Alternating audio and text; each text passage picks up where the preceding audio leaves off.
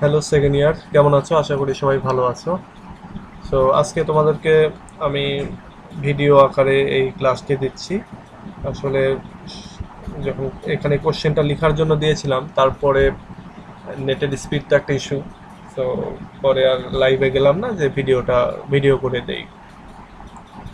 তো ঠিক আছে, দেখো আমরা আজকে যে প্রশ্নটা নিয়ে আলোচনা করব সেটা হচ্ছে তোমাদের যে প্রশ্ন যেটা, সেটা হচ্ছে আমরা আজকে এই প্রশ্নটা নিয়ে দেখব যে discuss Adonais as a pastoral elegy. Adonais যে একটা প্যাস্টোরাল এলিজি, সেই প্যাস্টোরাল এলিজির বিষয়টা, এই প্রশ্নটা নিয়ে আমরা আলোচনা করব। সো চলো দেখি এই প্রশ্নটাতে কি আছে। এখানে এই প্রশ্নটা বিভিন্নভাবে হতে পারে। প্যাস্টোরাল অ্যাডোনাইজ যে একটা এলিজি, এইভাবে হতে পারে, প্যাস্টোরাল এলিজি হতে পারে, অথবা write an essay on Adonais as a pastoral elegy, এভাবে বিভিন্নভাবে প্রশ্নটা হতে পারে। তো এক কথায় এলইজি কথা থাকলে আমরা এই প্রশ্নের অ্যান্সারটা লিখবো, এই অ্যান্সারটাই লিখে দেবো। দেখো এখানে যেটা বলছে, শুরুতে এলিজি কি সে ব্যাপারে একটা ধারণা দিচ্ছে। যেন elegy is a poem of lamentation. একটা এলিজি হচ্ছে একটা ল্যামেন্টেশনের পোয়েম, মানে যেখানে আহ, শোক প্রকাশ করা হয় বা যেখানে মানে দুঃখের বন্দনা গাওয়া হয়, এরকম একটা বা শোক গাথা গাওয়া হয়, এরকম একটা পোয়েমকে বলা হয় হচ্ছে elegy. It mourns the death of an individual or laments a tragic event. এখানে বলছেই যে কোনো একজন ইন্ডিভিজুয়াল বা কোনো একজন ব্যক্তির মৃত্যুর পরে সেই মৃত্যুর ইয়েতে দুঃখ প্রকাশ করার উদ্দেশ্যে এই কবিতা লেখা হয়ে থাকে, অথবা কোনো একটা মানে দুঃখের ঘটনা, ট্র্যাজিক ঘটনার ওপরে ল্যামেন্ট করার জন্য, বিলাপ করার জন্য মূলত এই কবিতাগুলো লেখা হয়ে থাকে। The pastoral elegy is a poem about both death and idyllic rural life. আচ্ছা, আইডিয়ালিক রুরাল লাইফ বলা হচ্ছে যে এই প্যাস্টোরাল এলিজি এটা মূলত দুইটাই, একটা হচ্ছে পোয়েম অফ ডেথ অর্থাৎ মৃত্যুর আহ, কবিতা হতে পারে, অথবা আইডিয়ালিক রুরাল লাইফ হতে পারে। আইডিয়ালিক রুরাল লাইফ বলতে শান্ত শিষ্ট মনোরম গ্রামীণ জীবন আর কি, এগুলোর উপরে এই এলিজি, প্যাস্টোরাল এলিজি হতে পারে। In the pastoral elegy, the poet in the disguise of a shepherd laments for the dead companion. একটা প্যাস্টোরাল এলিজিতে কবি মূলত শেফার্ডের ডিসগাইজে থাকে, অর্থাৎ কবি এখানে শেফার্ড হিসেবে ছদ্মবেশ ধারণ করে বলতে পারো, বা শেফার্ডের ক্যারেক্টার ধারণ করে এবং ল্যামেন্ট করে বা দুঃখ বা বিলাপ প্রকাশ করতে থাকে তার একজন মৃত সঙ্গীর বা মৃত বন্ধু বা এরকম কারো আর কি মৃত্যুর ওপরে আর কি এই দুঃখ গাথাটা লিখে থাকেন আর কি। তাহলে আমরা কি দেখতে পেলাম যে এলিজি হচ্ছে একটা ল্যামেন্টেশনের বা দুঃখ প্রকাশের একটা কবিতা, যেখানে কোনো একজন ব্যক্তি কারো মৃত্যুর ওপরে দুঃখ প্রকাশ করে থাকে, অথবা কোনো একটা দুঃখের ঘটনার উপরে আর কি কবিতা হয়ে থাকে। এবং এই কবিতাগুলিকে একই সঙ্গে মৃত্যুর কবিতা বলা হয়ে থাকে, আবার একই সঙ্গে আইডিয়ালিক রুরাল পোয়েমেরও কবিতা হতে পারে। আইডিয়ালিক বলতে শান্তশিষ্ট মনোরম সুন্দর স্নিগ্ধ গ্রামীণ জীবনের আর কি। প্যাস্টোরাল এলিজিতে মূলত এখানে রাইটার শেফার্ডের ক্যারেক্টার ধারণ করে এবং শেফার্ডের ক্যারেক্টারের ছদ্মবেশে সে তার প্রিয় বন্ধু বা সঙ্গীর মৃত্যুর ওপরে সে বিলাপটা করতে থাকে। Adonais is a pastoral elegy which Shelley wrote on the death of his contemporary poet John Keats. আচ্ছা, অ্যাডোনাইস হচ্ছে একটা প্যাস্টোরাল এলিজি। এখানে মানে ইয়েস বলে দিচ্ছে আর কি যে হ্যাঁ এটা pastoral elegy.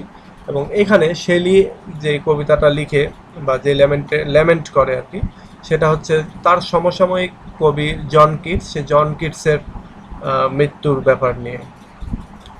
This pastoral elegy is written in the pattern of the classical pastoral elegy. এই প্যাস্টোরাল এলিজিটা অনেকটা ক্লাসিক্যাল যে প্যাস্টোরাল এলিজি, সেই প্যাস্টোরাল এলিজির আদলে এটা লেখা। ক্লাসিক্যাল প্যাস্টোরাল এলিজি বলতে প্রাচীন 2000-3000 বছর আগে গ্রিকদের যে প্যাস্টোরাল এলিজি হতো, যে এলিজিগুলো হতো, সেই স্ট্রাকচারে সেই প্যাটার্নে লেখা এটা। For his primary model, Shelley took two Sicilian Greek poets, Bion and Moschus. আচ্ছা, তার এই কবিতা লেখার ক্ষেত্রে সে দুইটা মডেল হিসাবে নেয়, দুইজন কবিকে। এবং তারা হচ্ছে প্রাচীন, মানে ওই সময়ের আর কি, গ্রিকদের যে সিসিলিয়ান দুইটা কবি, তার একটা হচ্ছে বিয়ন, আরেকটা হচ্ছে Moschus. In Moschus, groves and gardens, names, echoes, and the loves, towns and cities, the muse and pastoral poets mourn for beyond. আচ্ছা, মোসাসের ক্ষেত্রে এখানে গ্রোভ অ্যান্ড গার্ডেন মানে বাগান, তারপরে নেম মানে পরি বা এগুলো, তারপরে ইকো, তারপরে দ্য লাভ, এইগুলোকে সে নেয়। এগুলো হচ্ছে তার হয়তো কবিতা। এবং সেখানে প্যাস্টোরাল পোয়েটসরা কি করে, and pastoral poets mourn for Bion, এখানে তারা বিয়নের জন্য তারা বিলাপ করতে থাকে। In Bion's lament, Shelley found the death of Adonis from the attack of a boar, and the description of the crops in death. বিয়নের ল্যামেন্ট নামে যেই রাইটিংটা, সেখানে শেলি খুঁজে পায় যে অ্যাডোনেইস ফ্রম দ্য, আচ্ছা এখানে অ্যাডোনেইস হচ্ছে একজন কবি, তার বা অ্যাডোনিস একটা ক্যারেক্টার, সে মারা যায় বোয়ারের অ্যাটাকে। বোয়ার হচ্ছে বন্য শূকর, সো তার অ্যাটাকে মারা যায়। And the description of the crops in death, এবং মৃত্যুর পরে তার যে মৃতদেহ, সেটার একটা ডেসক্রিপশন সেখানে দেওয়া আছে এই বিয়ন্সের ল্যামেন্টের ভেতরে। Pastoral elegy begins with an invocation of the muses. Pastoral elegyতে মূলত মিউজ বা কবিতার যে দেবদেবী, তাদেরকে তাদের বন্দনার মাধ্যমে আর কি শুরু হয়। Similarly, Adonis begins with the invocation and mournful tone. ঠিক একইভাবে এই অ্যাডোনাইস কবিতাটাও শুরু হয়েছে একটা ইনভোকেশনের মাধ্যমে এবং মর্নফুল টোনে। আচ্ছা, এখানে আরেকটা জিনিস তোমাদেরকে বলি, সেটা হচ্ছে যে প্যাস্টোরাল এলিজি কি এবং প্যাস্টোরাল এলিজির বৈশিষ্ট্যগুলো কী কী, এবং এই বৈশিষ্ট্যগুলো এর ভেতরে রয়েছে কিনা, এটা আর কি আমাদেরকে জাজ করতে হবে। তাহলে এটাতে আমরা একটা জিনিস দেখলাম শুরুতেই, সেটা হচ্ছে প্যাস্টোরাল এলিজি বা এমনি সাধারণ এলিজিও। আচ্ছা, সাধারণত মানে রাইটাররা শুরু করে থাকে মিউজদের প্রতি, তাদের কবিতা লেখার আগে তাদের কাছে সাহায্য প্রার্থনা করে কবিতা লিখতে থাকে। তো সেদিক দিয়ে আমরা দেখতে পাচ্ছি যে অ্যাডোনিস যে রাইটিংটা, এটার ভিতরেও একটা ইনভোকেশন রয়েছে বা একটা মর্নফুল টোন রয়েছে। যেমন এখানে বলছে, I weep for Adonais, he is death, O weep for Adonais, though our tears, though our tears. এখানে বলছে যে অ্যাডোনিসের, মানে এখানে মর্নফুল বা দুঃখের একটা টোন এখানে রয়েছে, এবং এখানে ইনভোকেশনের যে বিষয় সেটাও রয়েছে। সো এটা আর কি বলা হচ্ছে। In a pastoral elegy, shepherd laments for their dead companion. বলা হচ্ছে প্যাস্টোরাল এলিজিতে রাখাল যারা রয়েছে তারা ল্যামেন্ট করে, তারা দুঃখ বিলাপ করে থাকে তাদের সঙ্গী সাথের মৃত্যুর ক্ষেত্রে। ইন অ্যাডোনিস আমরা দেখতে পাবো Shelley metaphorically compares Keats to a shepherd and his poetic fancies to sheep. আমরা এখানে দেখতে পাবো যে অ্যাডোনিসের ভেতরে শেলি মেটাফরিক্যালি সে কম্পেয়ার করতেছে এই কিডসকে শেফার্ডের সাথে, এবং তার যে পোয়েটিক যত কর্ম রয়েছে সেগুলোকে শিপ এর সঙ্গে, শিপ বলতে ভেড়াদের সঙ্গে তিনি তুলনা করছেন। Just as sheep mourns the death, shepherd dropping round him. ঠিক যেমন শিপ যখন মারা যায় তখন, আচ্ছা, জাস্ট অ্যাজ শিপদের মতো mourn the death shepherd dropping round him, অর্থাৎ শিপরা যেরকমভাবে মৃত্যুর পরে তাদের যে শেফার্ড তাদের যে রাখাল তার চারিপাশে বসে তারা যেমন কান্নাকাটি করে, সেরকম একটা কথা বলছে। Keats poetic fancies lament his death, এবং বলছে কিডসের যে পোয়েটিক ফ্যান্সিসগুলো রয়েছে বা তার যে পোয়েটিক ওয়ার্কসগুলি বা কাজগুলি রয়েছে, কবিতাগুলি রয়েছে, তারা যেন তার মৃত্যুর পরে কাঁদছে।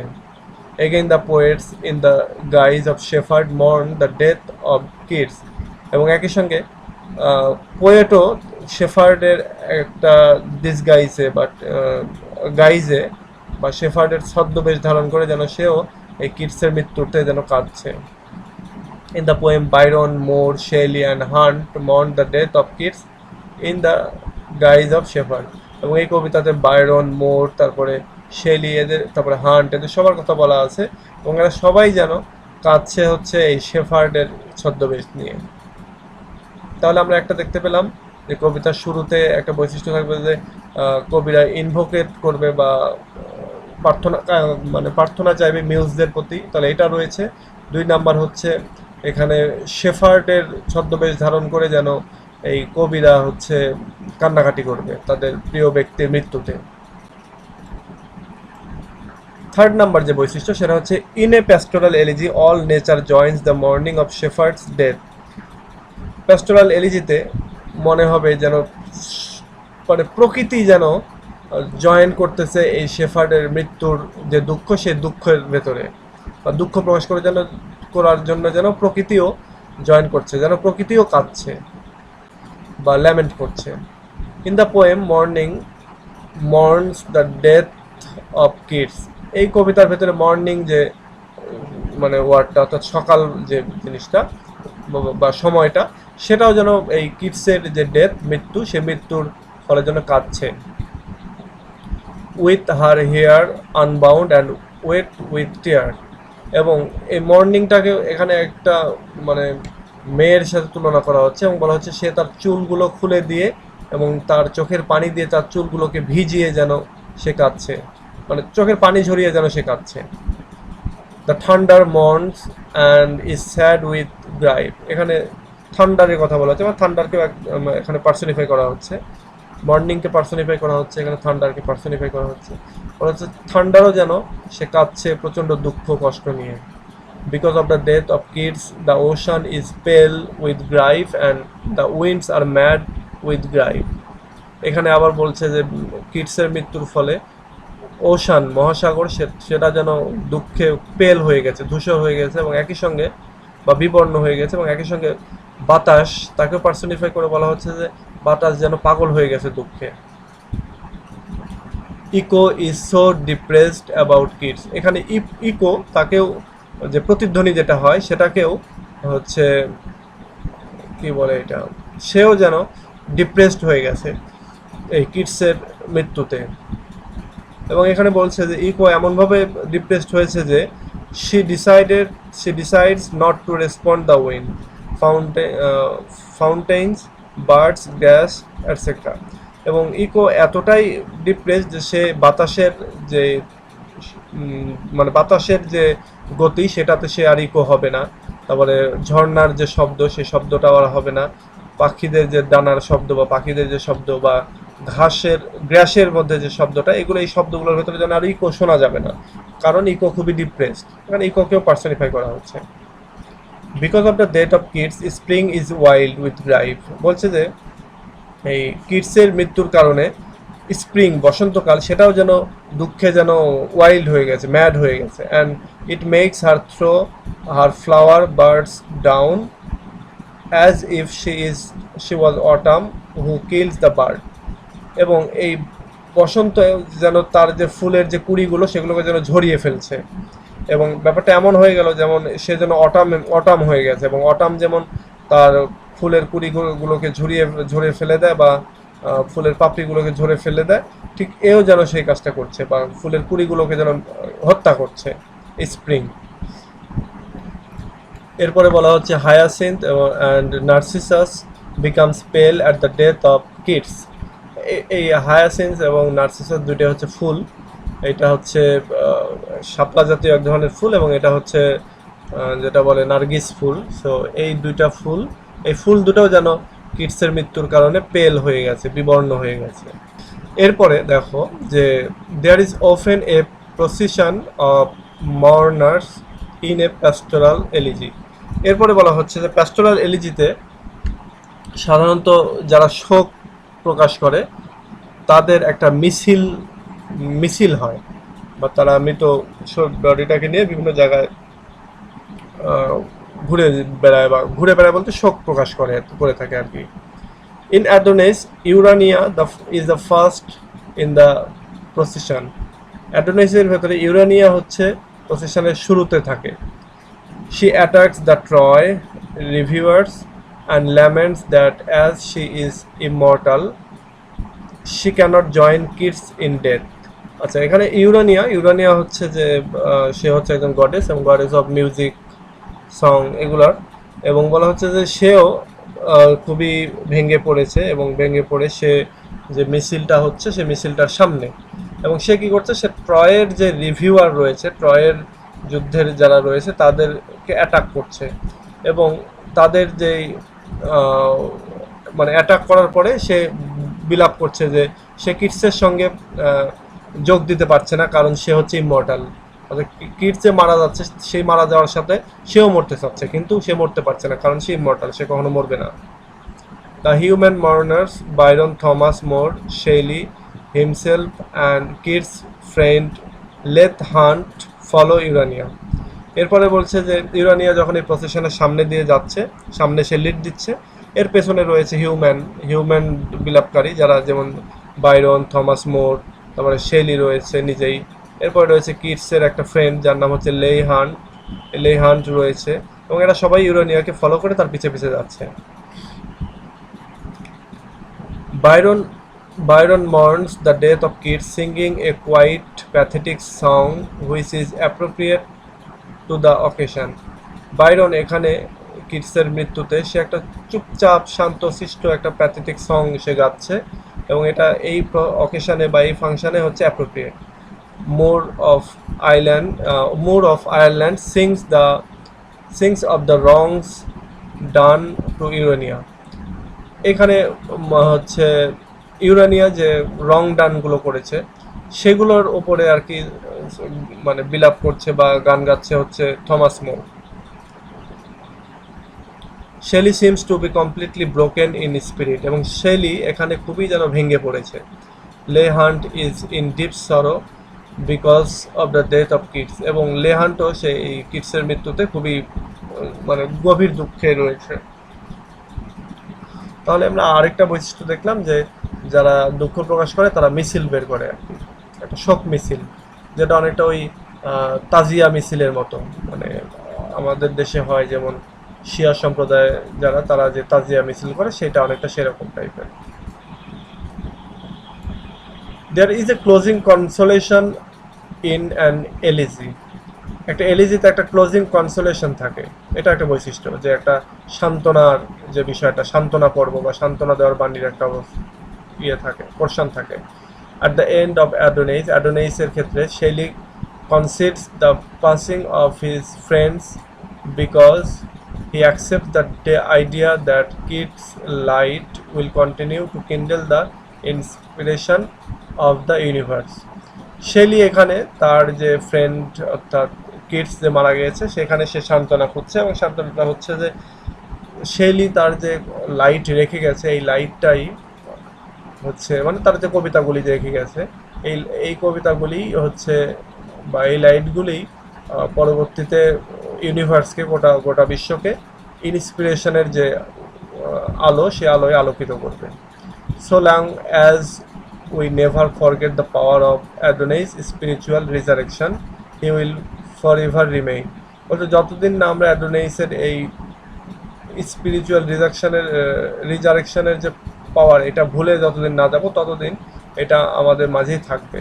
মানে অ্যাডোনাইস বলতে এখানে কিডস বা কিডসের যে ওয়ার্ক সেটা। The poet's breath in the light shall guide Shelley throughout the rest of his life, এবং পোয়েটের অর্থাৎ জন কিটসের যে ব্রিথ, তার যে শ্বাস প্রশ্বাস, এইটা ইন দ্য লাইট অর্থাৎ এই যে তার যে লাইটে অর্থাৎ তার যে কাজের ভেতরে যেটা রয়েছে সেটা শেলিকে তার পরবর্তী জীবনে সাহায্য করবে, সেটা সে বলছে, তাকে গাইড করবে। Thus Adonais is a pastoral elegy as it begins with an invocation, then it describes the nature's participation in poets mourning for kids। বলছে এখানে এভাবেই হচ্ছে অ্যাডোনাইস একটা প্যাস্টোরাল এলিজি, কি জন্য এর শুরুতে ইনভোকেশন রয়েছে অর্থাৎ মিউজদের প্রতি, কবিতার দেবীদের প্রতি যে তার যে একটা প্রার্থনা সেটা রয়েছে, এবং এরপরে রয়েছে হচ্ছে নেচার, এই কবির যে মৃত্যু, সেই মৃত্যুতে সেও পার্টিসিপেট করছে, এরপরে সেখানে একটা প্রসেশন হচ্ছে মর্নারদের, এবং ফাইনালি শেলি একটা কনসোলেশন ইনকর্পোরেট করছে, কনসোলেশন নিয়ে আসছে, সান্ত্বনা একটা মুহূর্ত নিয়ে আসছে। তো এই হচ্ছে মেইন কথাগুলি। আর আরেকটা জিনিস হচ্ছে যে এখানে আমি একটু ভুল বলেছিলাম, সেটা হলো এই যে এইখানে এগুলো মূলত আহ, এগুলো মূলত এক একটা মানে ক্যারেক্টার এখানে এই কবিতার ভেতরে বলতে পারো, এগুলোকে পার্সোনিফাই করা হচ্ছে, যেমন ইকোস, নেমস, লাভস, এগুলোকে। সো এগুলো হচ্ছে পরবর্তীতে আমরা দেখলাম যে এরাও দুঃখ প্রকাশ করছে এখানে। তাহলে আমরা প্রথমে পয়েন্ট যেটা পেলাম সেটা হচ্ছে যে এলিজিতে পোয়েট সাধারণত ইনভোকেশন করে, তারপরে ল্যামেন্ট, শেফার্ড হিসেবে ল্যামেন্ট করে, এরপরে নেচারে সেখানে পার্টিসিপেট করে। এরপরে আমরা যেটা দেখতে পেলাম সেটা হলো যে একটা মর্নারদের একটা মিছিল বা প্রসেশন হয়, এরপরে ক্লোজিংয়ে এসে শেষে এসে একটা কনসোলেশন বা একটা কন্ডোলেন্স বা সান্ত্বনা নিয়ে থাকে কবিরা। তো সেটাই এখানে ঘটেছে এবং আমরা এই রাইটিংয়ের ভেতরে দেখতে পেলাম। সো এই দিক দিয়ে আমরা বলতে পারি যে অ্যাডোনাইজ একটা পারফেক্টলি এবং অ্যাপ্রোপ্রিয়েট হচ্ছে একটা প্যাস্টোরাল এলিজি। তো আচ্ছা, আজকে এ পর্যন্তই। আমি আশা করবো সামনের দিনে এটা তোমরা লিখে দিবে এবং আমি সামনের দিনে আবার লাইভে যাওয়ার চেষ্টা করব। আর যারা নতুন তোমাদেরকে বলছি যে আমি লাইভ যে সবসময় নিতে পারবো বা নিব তা কিন্তু না, মাঝে মাঝে এভাবে ভিডিও দিতে থাকবো। সো ভিডিও দেখলেও আমি লাইভ দেই, লাইভ নিলেও আমি ভিডিও শেয়ার করে থাকি। সো লাইভে অংশগ্রহণ অনেক সময় অনেক কম থাকে, যার জন্য আমি লাইভ নিতে অতটা মানে উচ্ছ্বসিতও থাকি না, মানে লাইভ নিতে অতটা ভালোও লাগে না। তো এইভাবে ভিডিও বানিয়ে হলেও যেভাবেই হোক আমি তোমাদেরকে হেল্প করতে থাকবো। আর যখনই রুটিন হয়ে যাবে বা স্কুল কলেজগুলো খুলবে তখনই আমরা আমাদের এই পড়াশোনাটাকে আরও বেগবান করবো। তো ঠিক আছে, আজকে এ পর্যন্তই। পরবর্তীতে আবার কথা হবে এবং তোমরা সে পর্যন্ত ওয়েট করো। আশা করি আর পড়াশোনা তোমাদের চালিয়ে যাও, আশা করি সব কিছু ভালো হবে। তো ঠিক আছে, আল্লাহ হাফেজ।